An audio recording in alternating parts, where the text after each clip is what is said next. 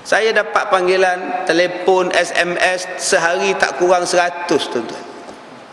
Punya banyaknya. Ni saya tutup handphone tu. Sekarang saya buka kan banyaklah masuk tu. Macam-macam soalan dia. Ustaz, ya. Di mana kedai bekam? Manalah saya tahu mana kedai bekam, tanya aku. Kedai bekam pun tanya saya apa ni tuan-tuan. Semalam saya dapat 3 mesej minta tolong carikan jodoh.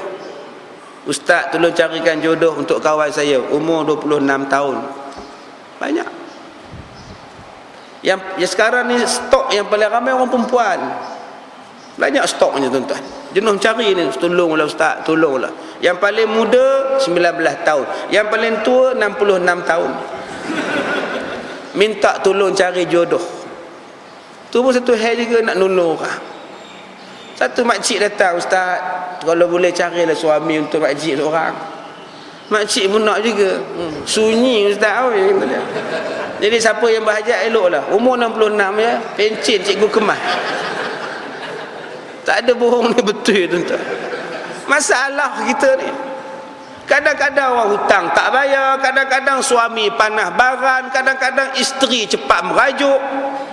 Kadang-kadang kita ni berhadapan dengan masalah mak mertua, masalah dengan mak, masalah dengan adik-beradik. Semua orang ada masalah. Ada orang yang kena buang kerja.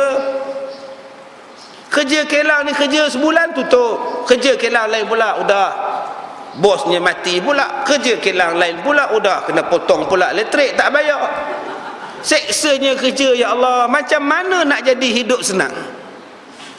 Ada orang yang kerja siang sampai tengah malam, tapi masih lagi tak boleh hidup dengan senang.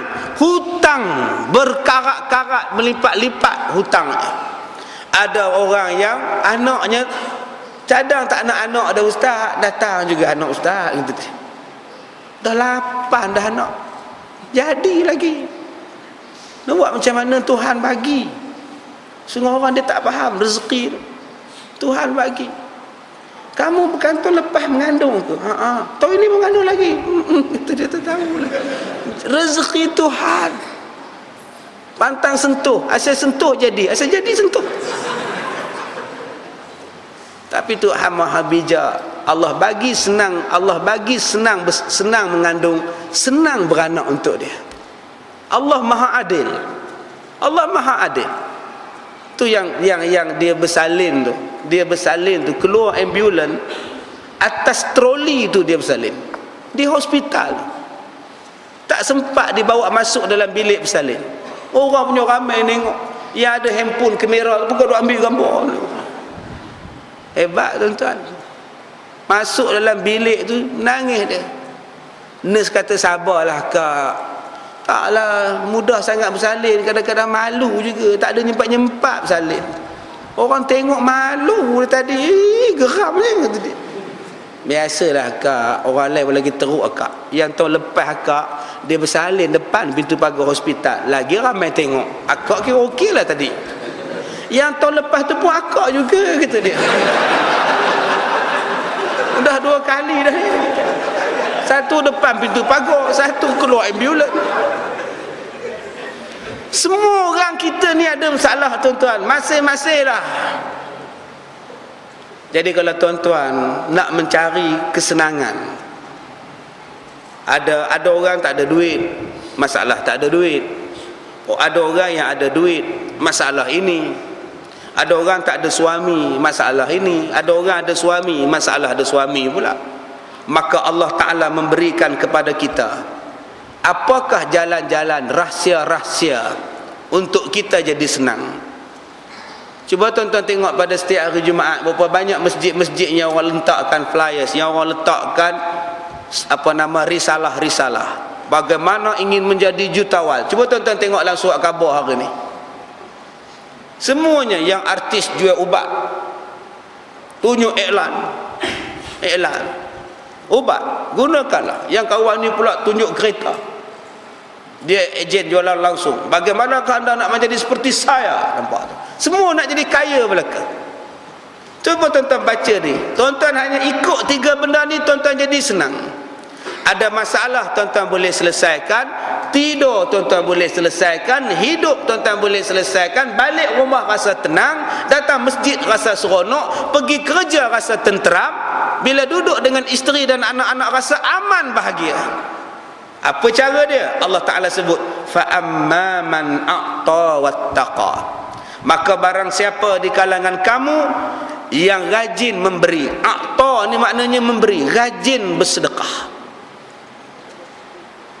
Yang kedua, wattaqa, barang siapa yang bertakwa, dan barang siapa yang rajin berderma, rajin bersedekah. Itu syarat nombor satu nak jadi tenang. Syarat nombor satu nak jadi senang dan tenang dan mudah. A'ta. Pagi ni tak ada lagi edar tabung. Mana ada orang edar tabung lagi?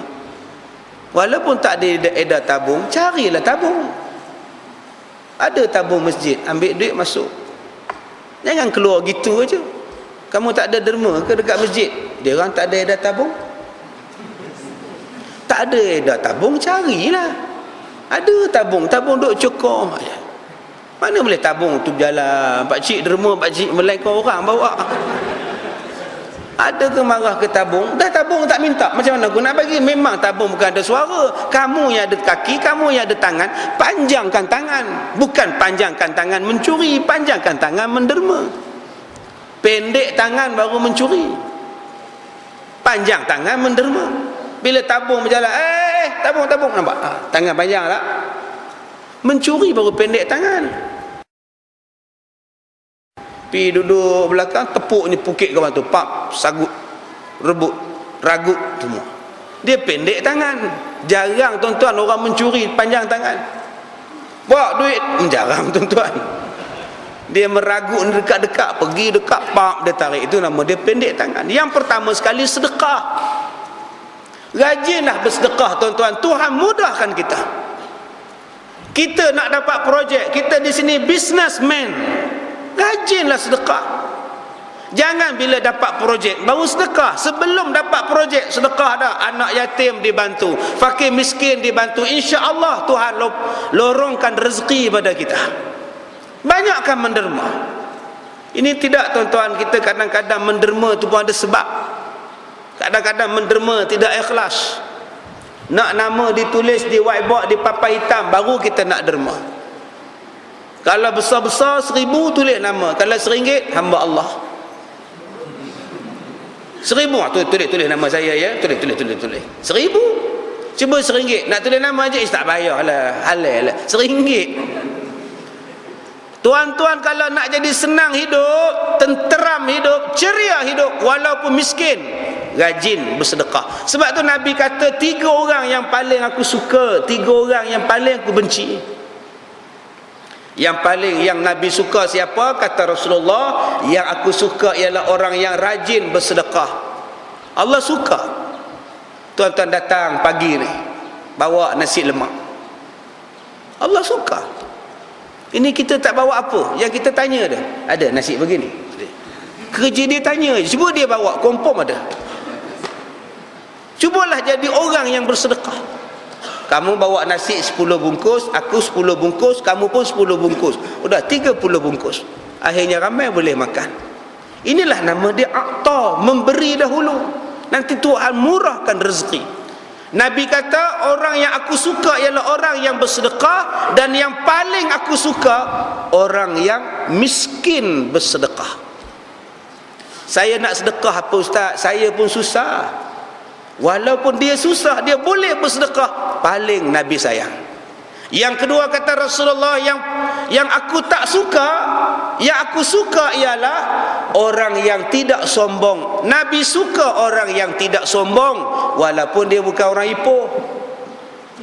Selalunya orang Ipoh je tak sombong. Ipoh Mali ya, tak sombong lah, nampak? Itu Ipoh.